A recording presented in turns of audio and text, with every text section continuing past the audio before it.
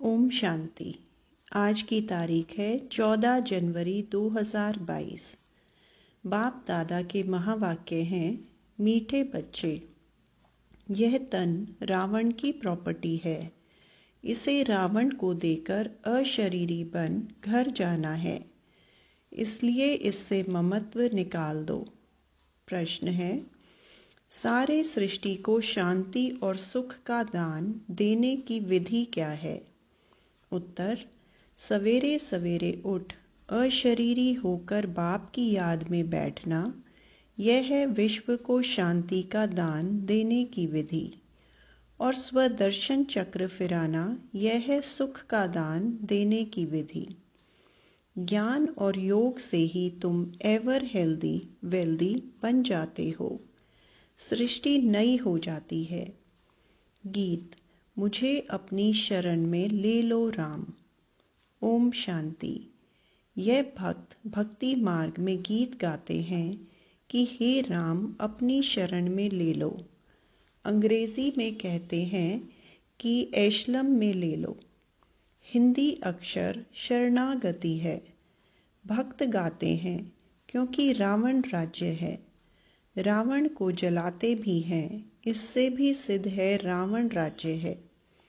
इसका भी अर्थ कोई समझते नहीं। रावण का विनाश करने के लिए दशहरा करते हैं, यह भी एक निशानी है। अभी यह संगम है तो इस समय ही राम की शरण में गए होंगे और रावण का विनाश किया होगा। पास्ट में जो होकर जाते हैं उनका ही नाटक बनाते हैं। तुम बच्चे जानते हो, हम अभी रावण की जेल से निकल राम की एशलम में आए हैं। राम राज्य में रावण राज्य नहीं हो सकता और रावण राज्य में राम का राज्य नहीं हो सकता है। गाया भी जाता है, आधा कल्प राम राज्य, आधा कल्प रावण राज्य। राम राज्य सतयुग और त्रेता को कहेंगे। संगम युग पर जिन्होंने राम की शरण ली है, वही राम राज्य में गए होंगे। तुम जानते हो, हम अभी राम की शरण में हैं। यह सारी दुनिया एक टापू है, चारों तरफ पानी है, बीच में है टापू। बड़े बड़े टापू में फिर छोटे छोटे टापू भी हैं। अब तुम बच्चों की बुद्धि में है तो रावण राज्य सारी दुनिया पर है। कब से शुरू होता है? समझाया जाता है, आधा आधा है। राम राज्य में सुख, ब्रह्मा का दिन। रावण राज्य में दुख, अर्थात ब्रह्मा की रात। आधा कल्प सोजरा तो आधा कल्प अंधियारा। सतयुग त्रेता में भक्ति का नाम निशान भी नहीं। फिर आधा कल्प भक्ति मार्ग चलता है, द्वापर और कलयुग में। भक्ति दो प्रकार की है। द्वापर में पहले पहले अव्यभिचारी भक्ति होती है, कलयुग में व्यभिचारी भक्ति बन जाती है। अभी तो देखो, कच्छ मच्छ आदि सबकी भक्ति करते हैं। मनुष्यों की बुद्धि को सतो प्रधान, सतो रजो तमो होना ही है। इन स्टेजेस से पास होना है। बाप समझाते हैं, तुमने अभी राम अथवा शिव बाबा की गोद ली है। ईश्वर को बाबा कहते हैं। जब वह फादर है, फिर फादर को सर्वव्यापी कहना, यह कहाँ सुना? कहेंगे फलाने शास्त्र में व्यास भगवान ने लिखा है। बाप समझाते हैं, सर्वव्यापी के ज्ञान से तुमको कुछ भी फायदा नहीं हुआ है। सद्गति देने वाला जरूर कोई चाहिए, वह जरूर दूसरा होगा। सद्गति देते ही हैं गॉड फादर। ये तुम्हारा ईश्वरीय जन्म है। तुम अभी संगम पर हो। यह संगम का टाइम दिन में व रात में नहीं गिना जाता है। यह छोटा सा संगम है, जबकि दुनिया बदलनी है। आयरन एज से बदल गोल्डन एज होती है। रावण राज्य से बदल राम राज्य होता है। जिस राम राज्य के लिए तुम पुरुषार्थ कर रहे हो, तो ऐसे ऐसे गीत भी काम आते हैं। यह हुआ जैसे श्लोक, इनका अर्थ किया जाता है। राम की शरण में जाने से फिर तुम सुख अर्थात राम राज्य में आएंगे। एक कहानी भी है, तुम पहले सुख चाहते हो या दुख? बोला सुख, क्योंकि सुख में फिर यमदूत लेने नहीं आएंगे। परंतु अर्थ नहीं समझते। बाप बैठ अच्छी रीति समझाते हैं। तुम्हारी बुद्धि में है, हमारा देवी देवता कुल बहुत ऊंचा था। पहले ब्राह्मण कुल होता है, फिर देवता बनते हैं, फिर क्षत्रिय वैश्य शूद्र बनते हैं। तुम जानते हो हमने ही इन वर्णों से पास किया है, अभी आकर ब्राह्मण बने हैं। यह विराट रूप बिल्कुल ही ठीक है। वर्ण सिद्ध हो जाते हैं। 84 जन्म एक ही सतयुग में नहीं लिए जा सकते। यह वर्ण फिरते रहते हैं। ड्रामा का चक्र पूरा हुआ, गोया 84 जन्म पूरे हुए। चक्र तो लगाना ही है, इसलिए दिखाया जाता है दैवी वर्ण में इतना समय, क्षत्रिय में इतना समय। आगे यह पता थोड़े ही था। कभी शास्त्रों में भी नहीं सुना था कि ऐसे वर्णों में आना है। तुम जानते हो 84 जन्म कौन लेते हैं? आत्मा और परमात्मा अलग रहे बहुकाल। यह बात सिद्ध कर बतानी है। पहले पहले देवी देवता ही भारत में थे। भारत गोल्डन एज था। उस समय और कोई धर्म नहीं था। फिर चक्र को फिरना ही है। मनुष्य को पुनर्जन्म लेना ही है। चक्र पर समझाना बड़ा सहज है। बाबा डायरेक्शन देते हैं, प्रदर्शनी में ऐसे ऐसे समझाना। इस समय जबकि हमको नई दुनिया में जाना है, तो बाप कहते हैं यह पुरानी दुनिया है। इस पुरानी दुनिया, पुराने शरीर के जो भी संबंधी आदि हैं, उनका बुद्धि से त्याग करो। बुद्धि से नए घर का आह्वान किया जाता है। यह है बेहद का संन्यास। देह सहित जो भी पुरानी दुनिया के संबंध आदि हैं, उन सबको भूलना है। बाप कहते हैं अपने को देही समझो। तुम असल में मुक्ति धाम के रहने वाले हो। सभी धर्म वालों को बाप कहते हैं अब वापस चलना है। मुक्ति को तो सब याद करते हैं ना।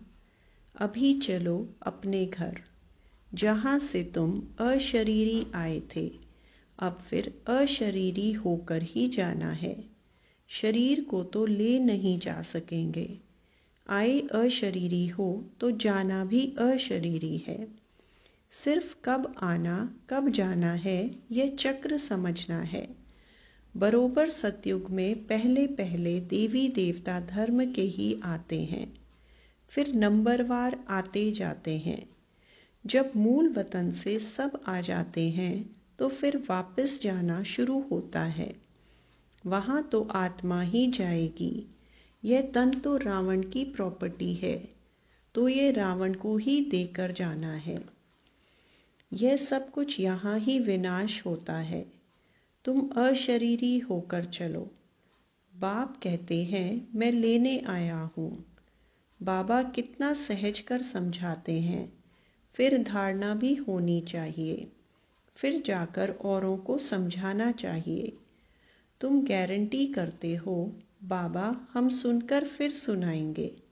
जिनको ये प्रैक्टिस होगी वह सुना सकेंगे। तुम जानते हो हमको इस दुनिया को पवित्र बनाना है। योग में रहकर शांति और सुख का दान देना है। इसलिए बाबा कहते हैं रात्रि को उठकर योग में बैठो तो सृष्टि को दान दो। सवेरे सवेरे अशरीरी होकर बैठते हो तो तुम भारत को बल्कि सारी सृष्टि को योग से शांति का दान देते हो। और फिर चक्र का ज्ञान सिमरन करने से तुम सुख का दान देते हो। सुख होता है धन से। तो सवेरे उठकर याद में बैठो, बाबा बस अब आपके पास आए कि आए। अब हमारे 84 जन्म पूरे हुए हैं, तो सवेरे उठकर बाप को याद कर शांति और सुख का दान देना पड़े। योग और ज्ञान से हेल्थ और वेल्थ मिलेगी। जब हम एवर हेल्दी होते हैं तो सृष्टि ही नई होती है।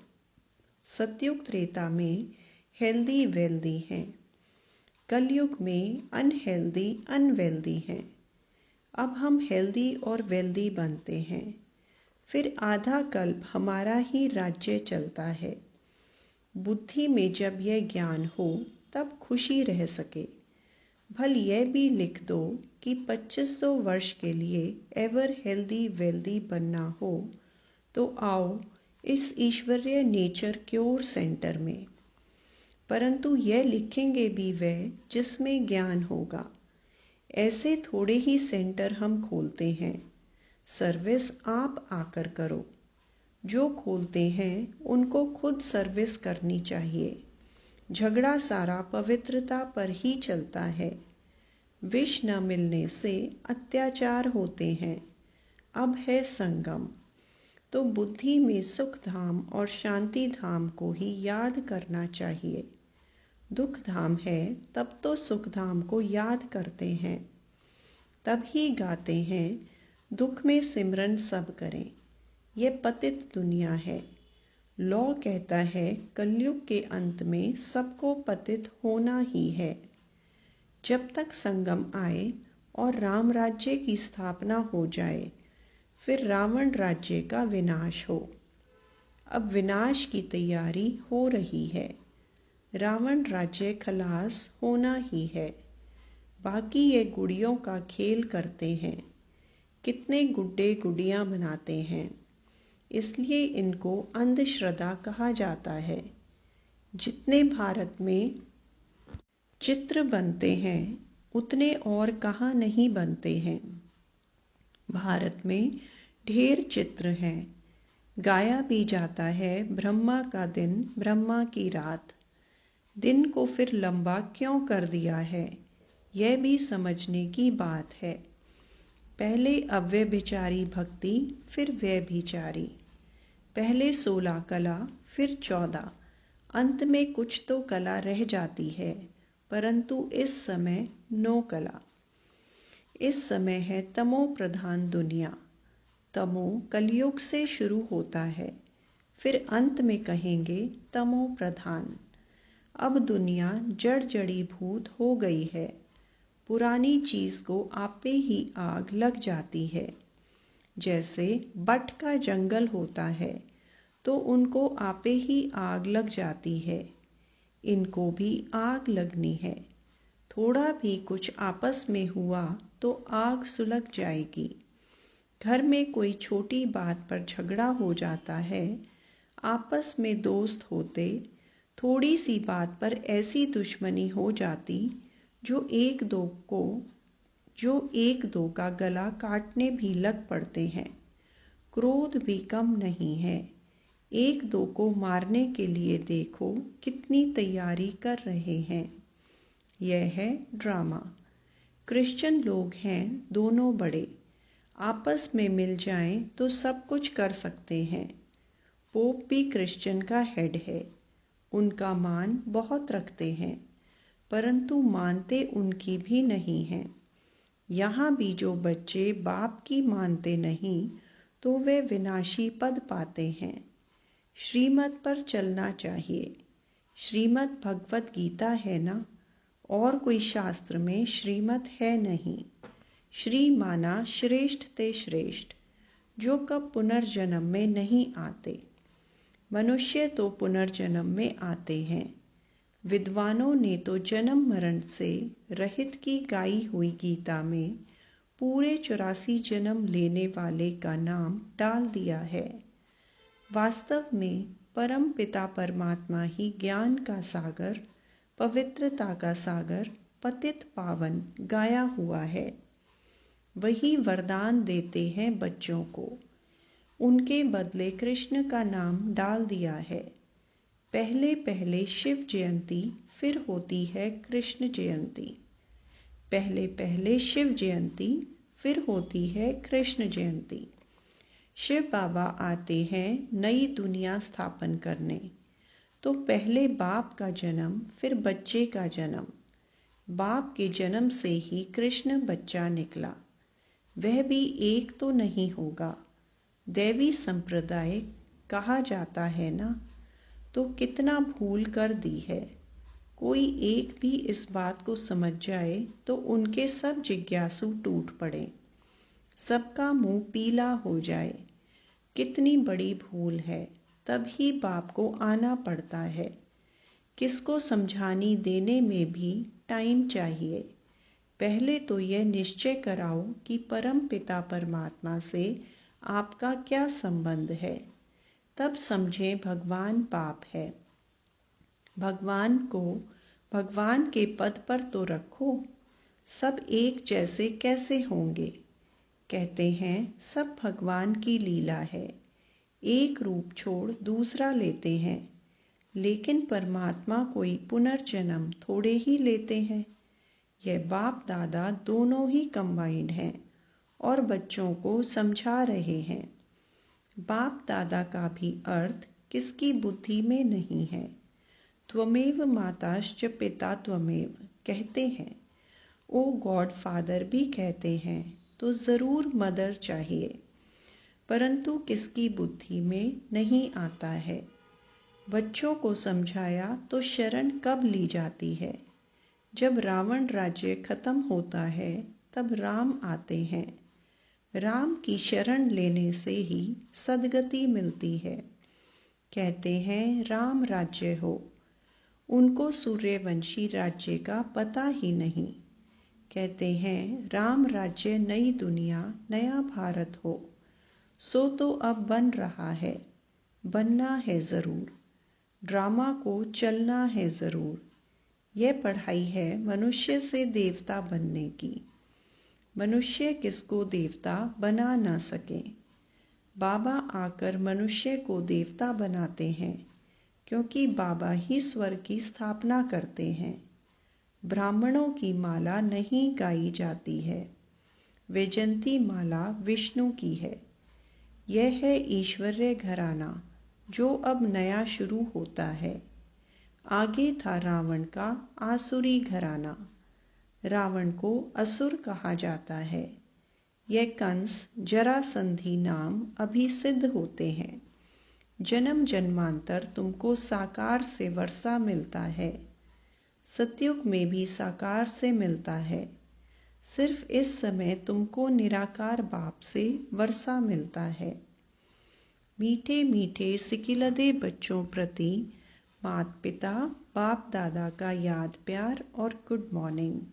रूहानी बाप की रूहानी बच्चों को नमस्ते। रूहानी बच्चों की रूहानी बाप दादा को याद प्यार, गुड मॉर्निंग और नमस्ते। धारणा के लिए मुख्य सार। पहला, देह सहित पुरानी दुनिया के संबंधी आदि सब भूल स्वयं को देही समझना है। बुद्धि से नए घर का आह्वान करना है। दूसरा, सवेरे सवेरे उठ सारी दुनिया को शांति और सुख का दान देना है। वरदान, आकारी और निराकारी स्थिति के अभ्यास द्वारा हलचल में भी अचल रहने वाले बाप समान भव। जैसे साकार में रहना नेचुरल हो गया है, ऐसे ही मैं आकारी फरिश्ता हूँ और निराकारी श्रेष्ठ आत्मा हूँ। ये दोनों स्मृतियाँ नेचुरल हों, क्योंकि शिव बाप है निराकारी और ब्रह्मा बाप है आकारी। अगर दोनों से प्यार है तो समान बनो। साकार में रहते अभ्यास करो, अभी अभी आकारी और अभी अभी निराकारी। तो यह अभ्यास ही हलचल में अचल बना देगा। स्लोगन, दिव्य गुणों की प्राप्ति होना ही सबसे श्रेष्ठ प्रभु प्रसाद है। अच्छा, ओम शांति।